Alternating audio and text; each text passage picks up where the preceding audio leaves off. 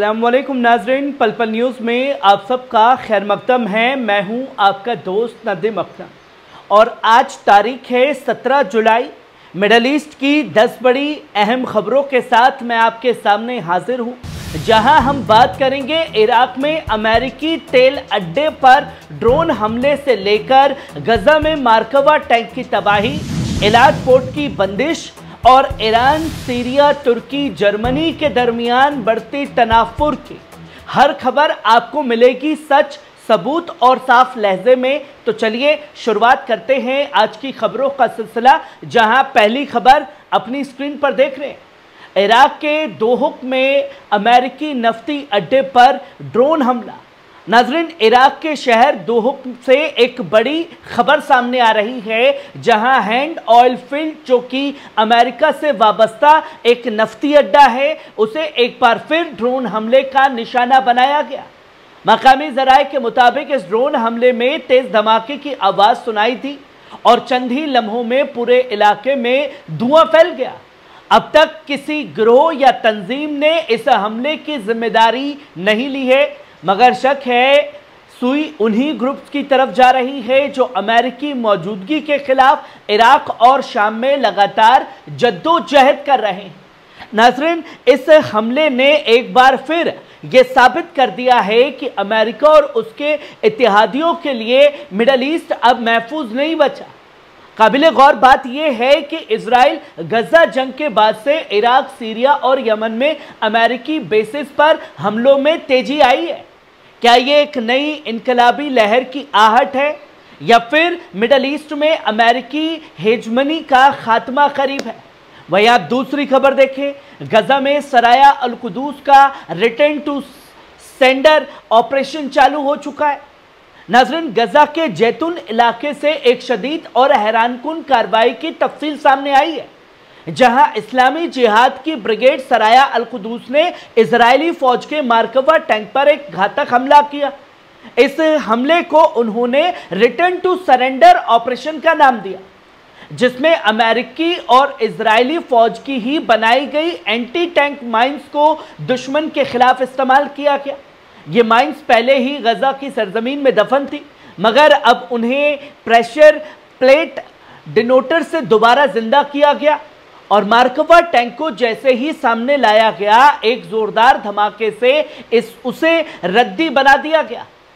दीवारों पर एक अल्फाजी पैगाम छोड़ा गया, तुम्हारे टैंक अब सिर्फ स्क्रैप हैं। नाज़रीन, ये सिर्फ जंग नहीं बल्कि गजा की सरजमीन से दुश्मन को भेजा गया एक साफ पैगाम भी है। हम हर हथियार का जवाबी जुबान से देंगे।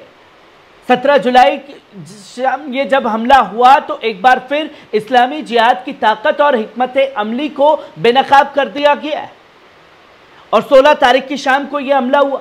वहीं आप तीसरी खबर देखिए, हुतियों की दहशत। नाज़रीन, इस वक्त बड़ी ब्रेकिंग खबर सामने आ रही है इजराइल से, जहां इब्रानी ज़राए ने तस्दीक की है कि इजराइल में वाक़े एलाद पोर्ट को इस इतवार से मुकम्मल तौर पर बंद किया जा रहा है। हुती जंगजुओं के लाल सागर में जारी हमलों के बाद इस बंदरगाह पर अमनो अमान की सूरत हाल बुरी तरह से मुतासिर हुई है।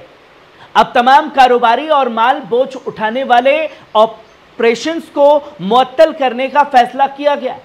एलाद पोर्ट की बंदिश न सिर्फ इजरायली तिजारत पर बल्कि पूरे इलाकाई ट्रेड नेटवर्क पर असर डालेगी। वहीं आप चौथी खबर देखें, इजराइल का नया हमला। नाज़रीन, मिडल ईस्ट की आग थमने का नाम नहीं ले रही है। अब ताज़ा इंकशाफ हुआ है कि इजराइल अफवाज ने शुमाली शर्की सीरिया में लताकिया इलाके में सीरियन फौज के दो अहम मराकिज 107वीं और 132वीं ब्रिगेड के हेडक्वार्टर्स को निशाना बनाया।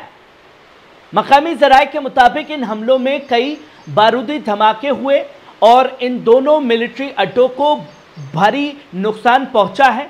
अब तक किसी जानी नुकसान की तस्दीक नहीं हुई है, मगर हमले की शिद्दत से अंदाज़ा लगाया जा रहा है कि ये एक तयशुदा और बड़ी फौजी कार्रवाई थी। नाज़रीन, लताकिया सीरिया का वो इलाका है जहां रूसी और सीरियन मिलिट्री बेस मौजूद हैं और यहीं से हिजबुल्लाह की कुछ अहम तैनातियां भी होती हैं। इजराइल का ये हमला सिर्फ सीरिया पर नहीं है, बल्कि पूरे रेजिस्टेंस महाज को एक नई तकदीर की तरफ धकेलने की कोशिश है। क्या अब जवाबी कार्रवाई होगी? क्या लताकिया अब अगले मोर्चे का मैदान बनेगा? हम निगाह बनाए हुए हैं, अपडेट आपके साथ साझा करेंगे। वहीं आप पांचवी खबर देखें, इजरायली अफवाज ने स्वेदा में HTS का फौजी काफिला तबाह कर दिया। नाज़रीन, सीरिया के सूबे सवेदा से एक और बड़ी खबर सामने आई, जहां इजरायली अफवाज ने HTS यानी हयात तहरीर अल शाम जोलानी के फौजी काफिले को निशाना बनाया। रिपोर्ट्स के मुताबिक ये काफिला किसी अहम जंगी मुहिम के लिए रवाना हुआ था, मगर रास्ते में इजरायली ड्रोन ने उस पर हमला किया। धमाके इतने शदीद थे कि कई गाड़ियां जलकर राख हो गई और काफ़ी जानी नुकसान की भी इत्तला है। हालांकि इस पर अब तक तहरीर अल शाम की जानिब से कोई तस्दीक नहीं हुई, जोलानी का कोई अता पता नहीं है। वहीं नाज़रीन, स्वेदा में ये हमला इस तरफ इशारा करता है कि इजराइल अब HTS जैसे सुन्नी तंजीमों को भी अपने दायरे में ले चुका है, ताकि इलाके में हर तरफ की रेजिस्टेंस को कुचला जा सके। वहीं आप छठी खबर देख सकते हैं, अमेरिका ने यमन जा रहे जहाज को रोका, 750 टन हथियार जब्त किए। नाज़रीन, अमेरिकी अफवाज ने एक बार फिर यमन की तरफ रवाना होने वाले एक बड़े जहाज को समुंदर में रोककर 750 टन फौजी साजो सामान जब्त कर लिया। इस जहाज में क्रूज और एयर डिफेंस मिसाइलें, रेडार सिस्टम, ड्रोन पार्ट्स और दिगर जंगी असलाह मौजूद था, जिसे यमन के अंदर मुमकिना तौर पर हुती मुजाहिदीन के लिए भेजा जा रहा था। अमेरिका ने यह दावा किया है कि ये हथियार ईरान की सरजमीन से रवाना किए गए थे। हालांकि अब तक तस्दीकी तौर पर कुछ नहीं कहा गया है। पर नाजरीन, ये जब्ती सिर्फ एक जहाज की नहीं हुई है, बल्कि यमन के रेजिस्टेंस आंदोलन पर एक बड़ा हमला किया गया है, जहां अमेरिका खुले तौर पर जंग का रुख बदलने की कोशिश कर रहा है। कई सारे सवाल खड़े हो रहे हैं। वहीं आप सातवीं खबर देख सकते हैं, ईरानी हुकाम का ऐलान। नाज़रीन, ईरान और जर्मनी के दरमियान तनाज़ा अब तिजारती सतह तक पहुंच चुका है। ईरानी हुकाम ने यह साफ तौर पर ऐलान किया है कि अगर जर्मन हुकूमत ईरान मुखालिफ बयानबाजी से बाज नहीं आती है तो स्ट्रेट ऑफ हॉर्मुज में उसकी तिजारती सरगर्मियों पर पाबंदी लगाई जा सकती है। बर्लिन की हालिया तनकीद, जिसमें ईरान की पॉलिसियों और सियासी निजाम पर सवाल उठाए गए, उसे तेहरान ने एक मुजाहिम और दुश्मनाना रवैया करार दिया है। ईरान ने साफ कहा कि हम हरमुज को हरगिज ऐसे मुल्कों के लिए नहीं खोलेंगे जो हमारी संप्रभुता और इज्जत पर हमला करते। नाज़रीन, अब सवाल ये है, क्या यूरोप की ये जुबान अब उसे खलीजी समुद्र में महंगी पड़ने वाली है? वहीं आप आठवीं खबर देख सकते हैं, तुर्की का बड़ा दावा। नाज़रीन, तुर्की ने एक बड़ी और अहम पेशरफ्त का ऐलान किया है। तुर्की के वजीर खारजा ने कहा है कि सीरिया में सीज फायर अगले 3 घंटों में नाफिज हो जाएगा। उनका कहना है कि अब सीरिया की सरजमीन पर खूनो खराबा नहीं होगा। हमने जंग को रोकने के लिए तमाम फरीकों से राब्ता किया है। ये ऐलान ऐसे वक्त पर आया है जब हालिया हफ्तों में इजरायली हमले, रूसी मौजूदगी और रेजिस्टेंस ग्रुप की झड़पों से सीरिया फिर से जंग का मैदान बन गया है।